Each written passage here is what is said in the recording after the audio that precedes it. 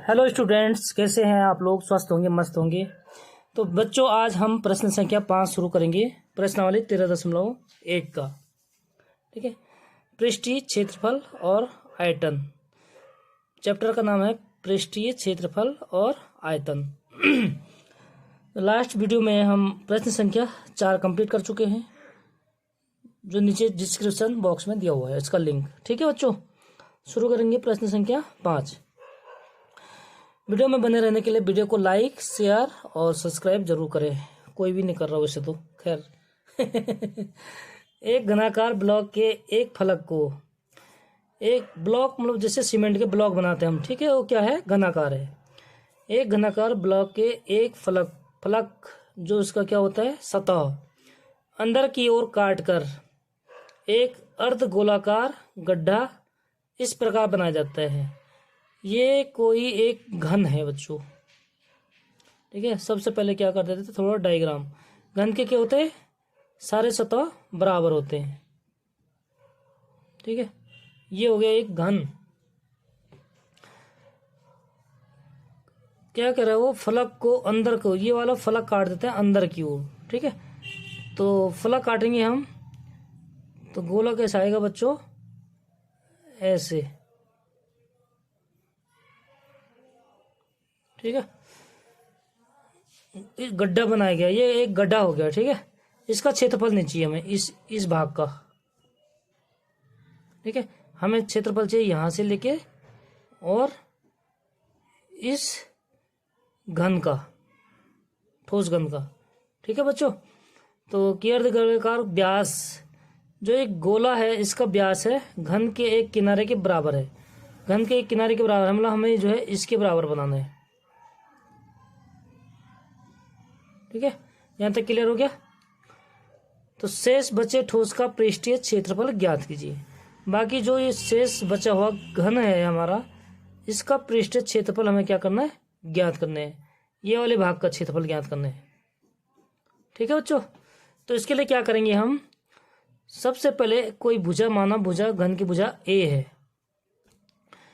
और क्या करा, तो व्यास कितना हो जाएगा वृत्त का? क्योंकि भुजा के बराबर है तो व्यास भी हो जाएगा बच्चों। हम लिखेंगे, शुरू करते हैं। माना घन की भुजा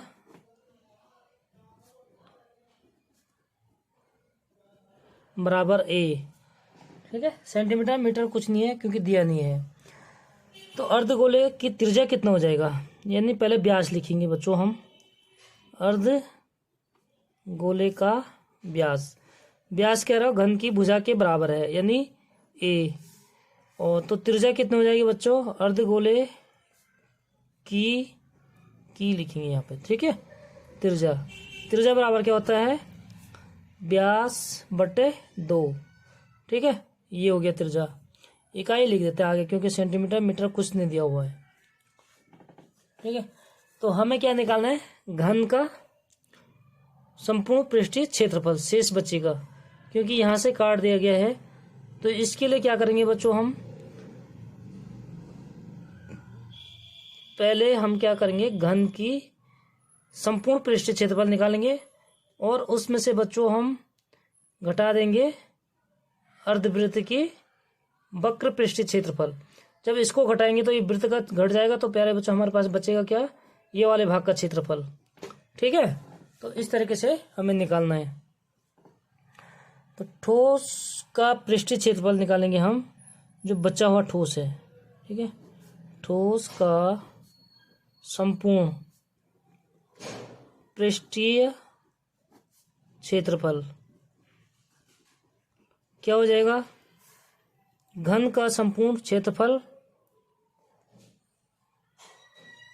घन का संपूर्ण पृष्ठीय क्षेत्रफल, क्योंकि हमें पूरा घन का ही निकालेंगे एक बार, उसमें से हम अर्धवृत्त का घटा देंगे। ठीक है। क्योंकि आधा घन का कोई सूत्र नहीं है, इसलिए पूरे घन का संपूर्ण पृष्ठीय क्षेत्रफल निकालेंगे। और उसमें बच्चों हम क्या कर देंगे? माइनस प्लस अर्धगोले का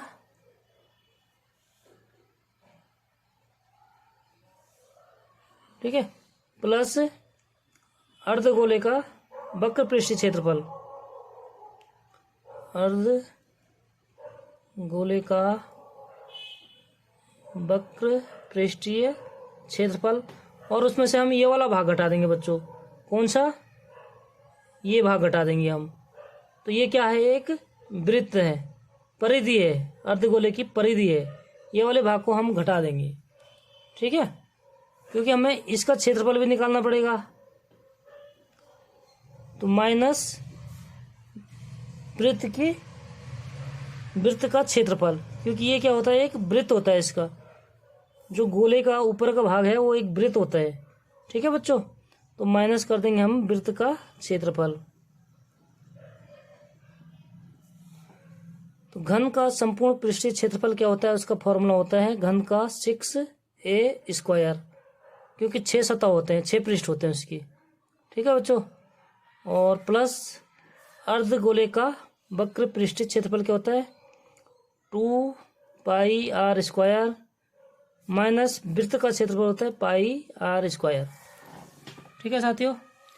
तो हम इसमें क्या कर देते हैं? मान पुट कर देते हैं। बराबर हो जाएगा 6a² और 2πr² में से πr² घटाएंगे तो बच्चों ये हो जाएगा हमारे पास πr², क्योंकि 2 में से 1 घटा दिया। ओके, मान पुट कर देंगे 6a² प्लस पाई, और r का मान कितना है? a/2, तो a/2 का स्क्वायर, यानी a का स्क्वायर बटे 4 हो जाएगा, ठीक है। तो यहाँ बच्चों कॉमन क्या आ जाएगा? a² कॉमन आ जाएगा और अंदर बचेगा 6 प्लस π/4, ठीक है। तो ये हो जाएगा हमारा इकाई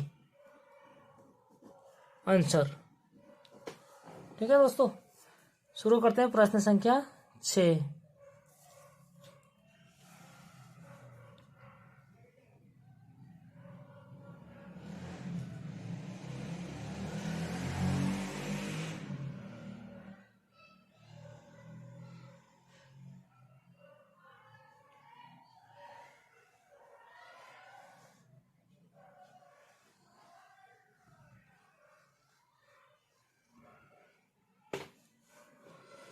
दवा की एक कैप्सूल है, एक बेलन के आकार का है। एक कैप्सूल होता है जो उसका आकार कैसा है? बेलन के आकार का है, जिसके दोनों सिरों पर एक एक अर्धगोला लगा हुआ है। इसके दोनों सिरों पर जो बेलन है, दवा की कैप्सूल है, इसके दोनों सिरों पर क्या है? अर्धगोले लगे हैं, ठीक है। ये है अर्धगोला, ये बेलन का व्यास हो जाएगा पूरा, ठीक है बच्चों। तो जो बेलन का व्यास होगा वही क्या है? हमारे अर्धगोले का भी व्यास होगा, ठीक है। तो बच्चों दोनों साइड क्या लगे? इसमें अर्धगोले लगे हैं। आकृति 12.10, ये आकृति हमें दिया हुआ है 12.10। तो पूरे कैप्सूल की लंबाई, जो ये पूरा कैप्सूल है बच्चों, यहाँ से लेकर यहाँ तक पूरे की लंबाई कितनी है? 14 मिलीमीटर, ठीक है। और उसका व्यास, यानी कैप्सूल का व्यास कितना है हमारे पास? 5 मिलीमीटर। तो जितना कैप्सूल का व्यास होगा उतना ही क्या होगा? हमारा अर्धगोले का जो व्यास है वो भी कितना होगा? 5 मिलीमीटर होगा, ठीक है बच्चों। तो इसका पृष्ठीय क्षेत्रफल ज्ञात कीजिए। सबसे पहले क्या करते हैं हम? जो दिया है उसको लिख देते हैं। कैप्सूल की लंबाई, टोटल लंबाई कितनी है? 14 mm। mm का मतलब होता है मिलीमीटर, ठीक है। तो अर्धगोले का व्यास,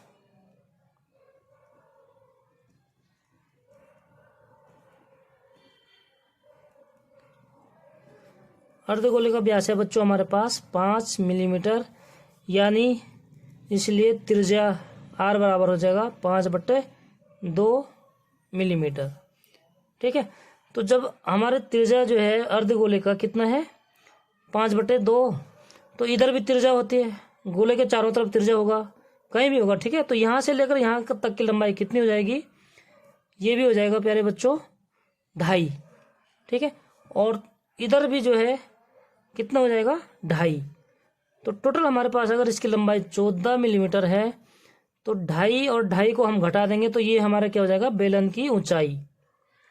ठीक है बच्चों, तो हम लिखेंगे बेलन की ऊंचाई, क्योंकि हमें क्या करना है, पृष्ठीय क्षेत्रफल निकालना है, इसलिए बेलन की ऊंचाई भी निकालनी पड़ेगी। ठीक है, टोटल का पृष्ठीय क्षेत्रफल निकालना है तो बेलन का जो ये वक्र पृष्ठ है इसका क्षेत्रफल और अर्धगोले का क्षेत्रफल और इधर भी अर्धगोले का वक्र पृष्ठीय क्षेत्रफल, क्योंकि ये क्या होता है, वक्र पृष्ठीय। ठीक है बच्चों, तो दो अर्धगोलों का क्या निकालना हमने,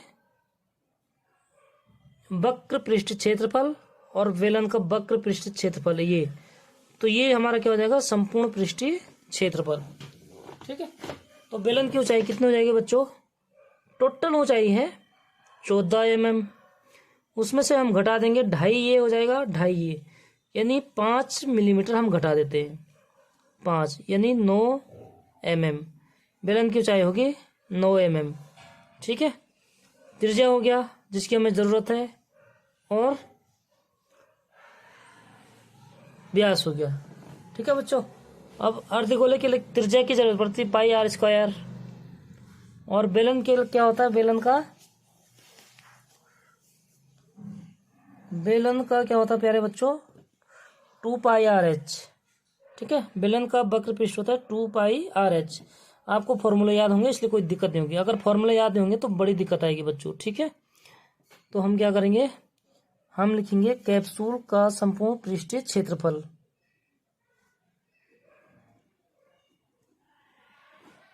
कैप्सूल का संपूर्ण पृष्ठीय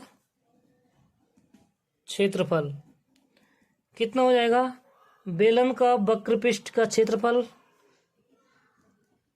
बेलन का वक्र पृष्ठीय क्षेत्रफल, और उसमें क्या जोड़ देंगे बच्चों हम, प्लस अर्धगोले का,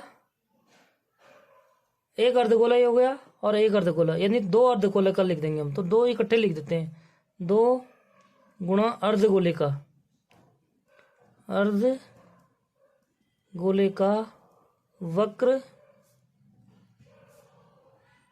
पृष्ठीय क्षेत्रफल। ठीक है, तो हम क्या करेंगे, इसमें फॉर्मूला लगा देते हैं। बेलन का वक्र पृष्ठीय क्षेत्रफल क्या होता है, 2πrh, और प्लस कर देंगे 2 और गुणा अर्धगोले का वक्र पृष्ठ क्षेत्रफल होता है 2πr²। ठीक है, ये अर्धगोले का क्या होता है, वक्र पृष्ठ क्षेत्रफल होता है, तो इसको गुणा कर देते हैं, 2πrh प्लस 2 दूने 4 πr²। अब देखिए बच्चों, इसमें कॉमन क्या आता है, एक तो 2 आ जाएगा, पाई आ जाएगा और r, ये चीज़ कॉमन आ गया। ठीक है, तो अंदर क्या बचा इसमें, 2πr, अंदर यहाँ पे बच गया h, प्लस इधर क्या बचा बच्चों, 2πr बाहर आ गया तो अंदर बचा r। ठीक है, क्लियर हो गया। तो आगे क्या करते हैं, आप मान रखेंगे बच्चों, 2 गुणा पाई का मान होता है 22/7, और r का मान कितने बच्चों हमारे पास, 2.5। ठीक है बच्चों, h हमारे पास कितना आया, बेलन की लंबाई ऊंचाई कितनी है हमारे पास, 9 mm, 9 प्लस 2r, यानी 2 को हम गुणा करेंगे किससे, 2.5 से। ठीक है, तो बच्चों इसको लिखेंगे हम 2 गुणा 22/7 गुणा 2.5, और अंदर गुणा है, ब्रैकेट हटाएंगे, पहले अंदर का ब्रैकेट का सॉल्व कर लेते हैं। ठीक है बच्चों, कितना हो जाएगा, 9 प्लस 2.5 गुणा 2 कितना होता है, 25 दूनी 50, यानी 5, 2.5 गुणा 2 होता है 5। ठीक है, और इसका हम क्या करेंगे, अब विस्तार से लिख देंगे बच्चों, देखो क्या हो जाएगा, ये 2 गुणा 22/7 गुणा 2.5, ब्रैकेट हटा देंगे तो गुणा, और 9 5 14, 7 से हम 14 काटेंगे बच्चों 2 बार। अब क्या क्या गुणा करेंगे हम, देखो 2.5 से 2 गुणा करेंगे तो हो जाएगा 5। ठीक है, यानी 2 गुणा 22 गुणा 5, 5 दूनी 10 और 5 दूनी 10 होता है, और 10 को 22 से गुणा करेंगे तो 220। ठीक है, क्लियर हो गया। तो संपूर्ण वक्र पृष्ठ क्षेत्रफल क्या हो गया कैप्सूल का 220 mm स्क्वायर हो गया बच्चों, क्योंकि क्षेत्रफल है। ठीक है, वर्ग स्क्वायर होता है। तो ये हो गया हमारे कैप्सूल का संपूर्ण पृष्ठीय क्षेत्रफल। ठीक है, ये हमारा हो गया आंसर। क्लियर हो गया बाबू। फिर आगे क्या निकालेंगे हम, प्रश्न संख्या 7। प्रश्न संख्या 6 हो चुका है, प्रश्न संख्या 7 शुरू करेंगे। प्रश्न 5 में कंफ्यूजन हो रहा मेरे को, अभी मैं देखता हूँ यार, कहीं दोबारा ना करना पड़े। कोई तंबू एक बेलन के आकार का है। एक तंबू है जो बेलन के आकार का है। मतलब प्यारे बच्चों, ये होता है बेलन। ठीक है, तो ये है एक तंबू है, मतलब बेलन के आकार का है। ठीक है बच्चों, क्या है, एक तंबू है जिस पर एक शंकु अध्यारोपित है। इस पर एक शंकु है, तो इस पे बच्चों हम बना देंगे एक शंकु अध्यारोपित, मतलब इसके ऊपर एक शंकु रखा गया हुआ। ठीक है, ये हो गया हमारा तंबू। जैसे क्वेश्चन में बताया गया उसके अनुसार हमने क्या करना है, डायग्राम बनाना है। तो यदि बेलनाकार भाग की ऊंचाई और व्यास क्रमशः, पहले ऊंचाई है फिर व्यास क्रमशः, यानी ऊंचाई कितना है, बेलन की ऊंचाई है बच्चों 2.1 मीटर।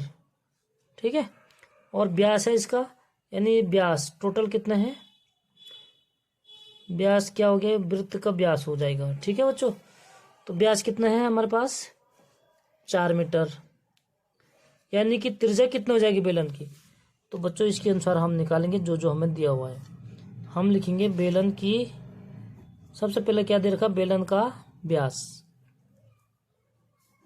कितना दिया है बच्चे 4 मीटर, यानी इसलिए त्रिज्या बराबर क्या होता है, व्यास बटे 2।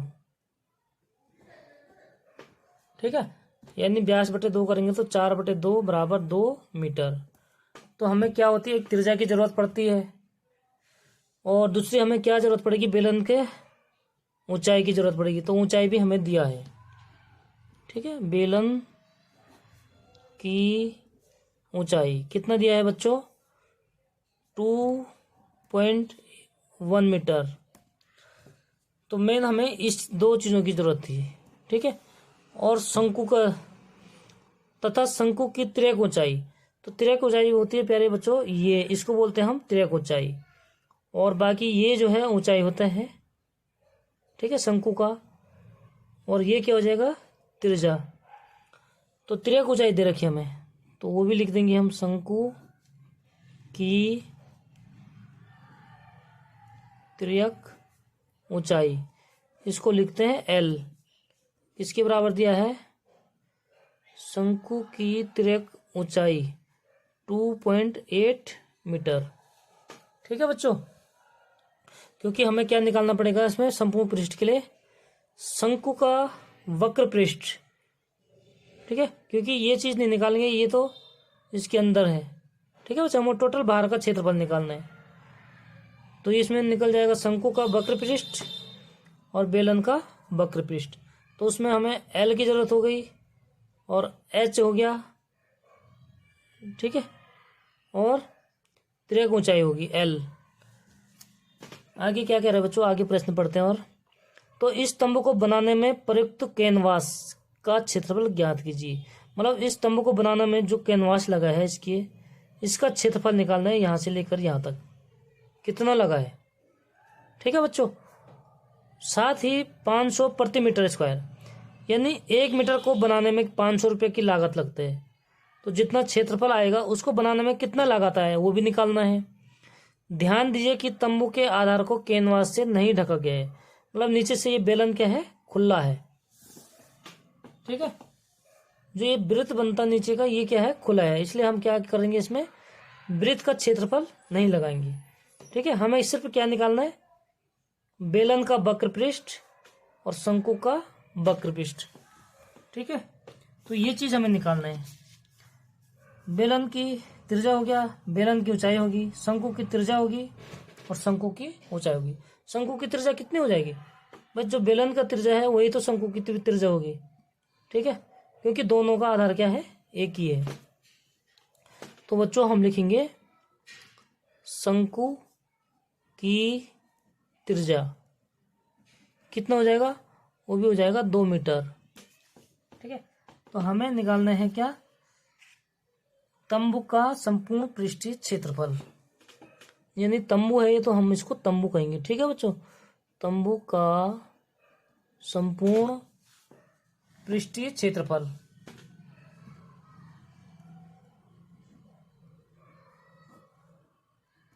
क्या हो जाएगा, संपूर्ण का मतलब ये पूरा टोटल का, यानी शंकु का वक्र होता है पृष्ठीय क्षेत्रफल प्लस किसका, बेलन का वक्र पृष्ठ, बेलन का वक्र पृष्ठीय क्षेत्रफल, दोनों को जोड़ेंगे तो टोटल का हो जाएगा। ठीक है बच्चों, तो इनका सूत्र लगते हैं। शंकु का वक्र पृष्ठ क्या होता है, क्या होता है बच्चों, शंकु का वक्र पृष्ठ होता है पाई आर एल, यानी बराबर पाई आर एल। ये तो हो गया शंकु का वक्र पृष्ठ। और बेलन का होता प्यारे बच्चों 2 पाई आर एच। ये फॉर्मूले हमेशा आपको याद रखने हैं। ठीक है, तभी जो है क्या होगा, आप प्रश्न को निकाल पाएंगे।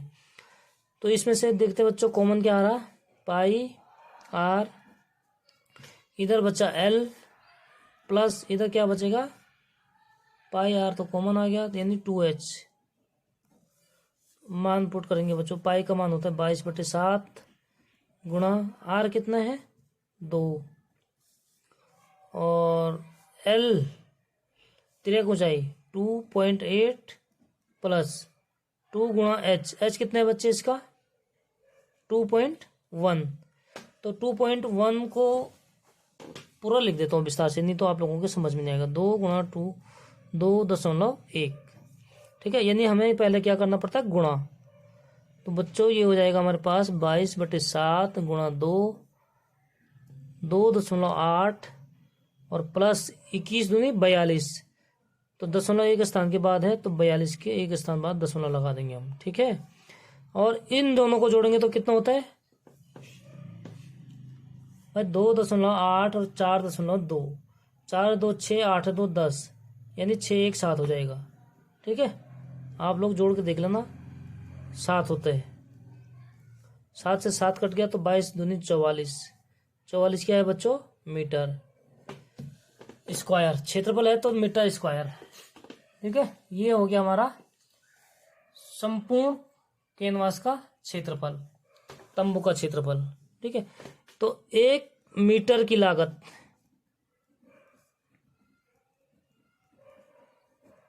एक मीटर बनाने में कितना लागत लगता है मेरा बच्चों, 500 रुपये। तो हमें कितने निकालना है, 44 मीटर, 44 मीटर स्क्वायर की लागत कितना हो जाएगी 500। भाई ये 1 का है तो 44 का 500 गुणा 44 हो जाएगा। तो प्यारे बच्चों 500 को 20, 500 को 20 तो 22 और 00। ठीक है, क्या हो गया ये 22,000 रुपये की लागत आएगी। ठीक है, तो ये हो जाएगा हमारा आंसर। क्लियर हो गया बच्चों। तो इसी प्रकार वीडियो में बने रहने के लिए वीडियो को लाइक, सब्सक्राइब और शेयर करें। मिलते हैं नेक्स्ट वीडियो में, तब तक के लिए जय उत्तराखंड।